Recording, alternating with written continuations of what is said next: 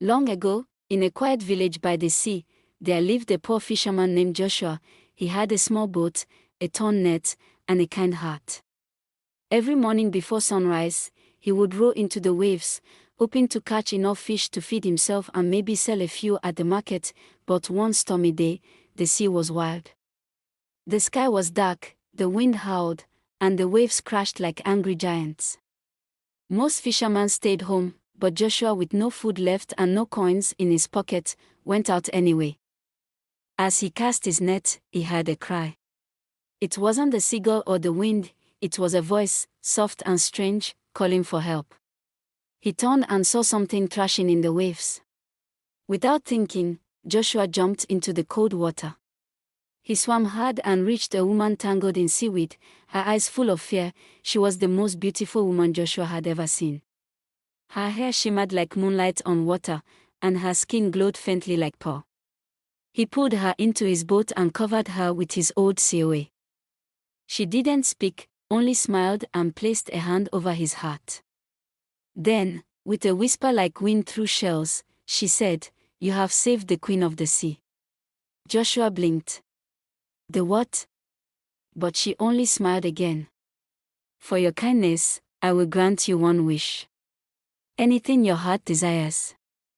Joshua thought long and hard. Gold. A palace. A fleet of fishing boats. No.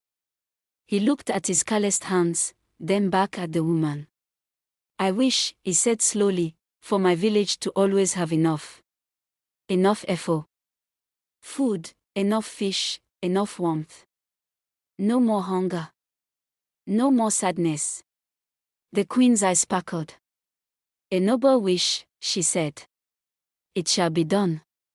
She reached into the sea and drew out a glowing pearl, placing it in Joshua's hands. "Plant this by the shore. It will feed your people. But remember, you asked for enough, not more. If your people grow greedy, the sea will take it all back." And with a swirl of silver mist, she was gone. Joshua did as she said. He planted the pearl in the sand where the tide kissed the shore. The next morning, a small tree grew there. Its fruit looked like golden shells. When opened, they held food, fresh fish, ripe fruit, even warm bread. The villagers were amazed. Every day, the tree gave enough for everyone. No one was ever hungry again. People tried to take more, to hoard the fruit, but the tree would give no more than what was needed. Over time, the villagers learned to share, to smile, and to help one another. The village grew happier, kinder, and richer, not with gold, but with peace. As for Joshua, he never asked for anything else. He still fished, still lived in his small cottage by the sea. But every morning, he would stop by the tree, smile at it, and whisper thank you. Then one evening, many years later, as the sun dipped low and painted the sea in gold, the waves parted. The Queen of the Sea rose once more, unchanged by time. "You kept your heart pure, Joshua," she said. "You used your..." Joshua smiled with tears in his eyes. "I only did what was right." The queen reached out her hand. "Come with me. The sea has a place for souls like yours." And so, Joshua stepped into the waves, not as a poor fisherman, but as a hero, a legend. The sea sang his name for centuries. And on quiet nights, when the moon is bright and the waves are calm, villagers say they can still see him, fishing beside the Queen of the Sea, happy forever in her glowing kingdom beneath the waves. Years passed, and the magic of the golden tree became a quiet part of daily life. The villagers grew used to never worrying about hunger or cold. But as the seasons changed, some people began to forget the story of Joshua and the Queen of the Sea. The tree's magic was there, always ready, but respect for it faded like a whisper in the wind. One day, a stranger arrived, a tall man with a heavy cloak and eyes like polished coins. He called himself Emeka, a merchant from a distant city. He marveled at the tree and its golden fruit. "Imagine what you could do with such treasure." Emeka said to the villagers, "You could build grand houses, buy silks, her feast every night. His words sparkled like bait on a fishing hook, and soon, some villagers listened more to his promises than to the old stories. They began plucking more fruit than they needed. Baskets overflowed with food, and some hid it away, hoping to sell it later, but the tree, once bright and full of life, started to lose its glow. Leaves withered, branches sagged, and the golden fruit became dull and tasteless. The villagers grew anxious but tried harder to gather the tree's gifts, hoping to fix what they had broken. Then, one morning, the tree stood bare, the sea, too, turned cold and silent. The fisherman returned with empty nets, and the wind no longer sang. Hunger crept back into the village like a shadow.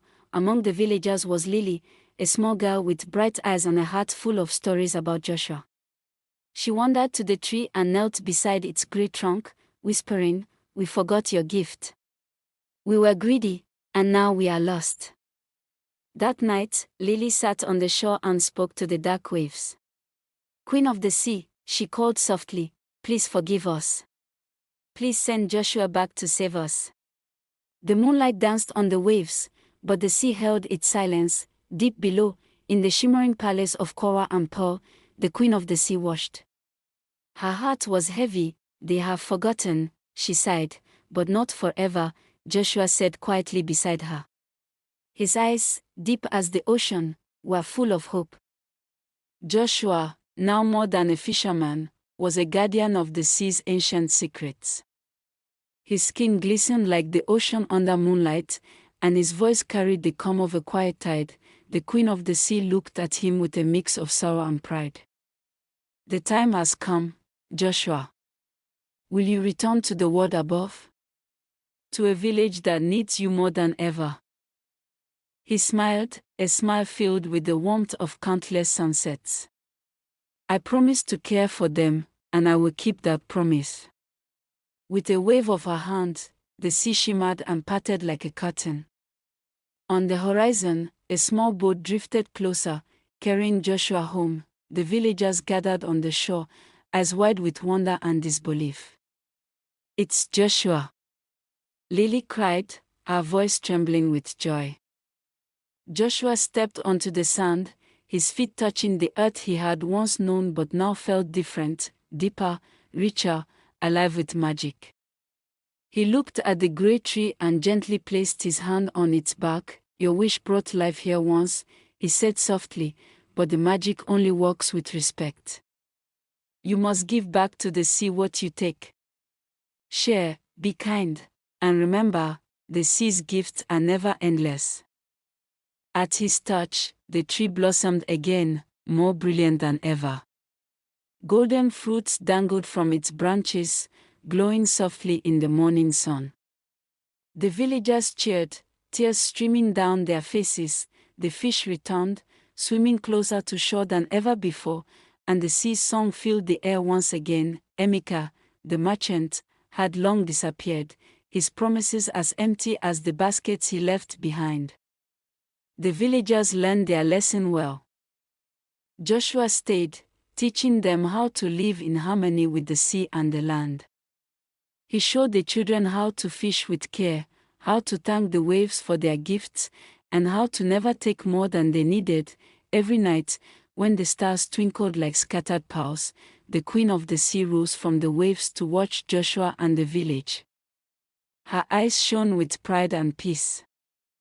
Years later, Lily became the village's wise leader, planting new trees, not magical ones, but trees of kindness, patience, and love, and the village. It flourished, never hungry again, not just in body, but in spirit, because sometimes, the greatest magic is in the heart that gives, not the hand that takes. Morals for this story: true happiness and abundance come not from greed or taking more than we need, but from kindness, sharing, and respecting the gifts we are given. When we care for others and the world around us, the magic of life flows freely and never runs dry.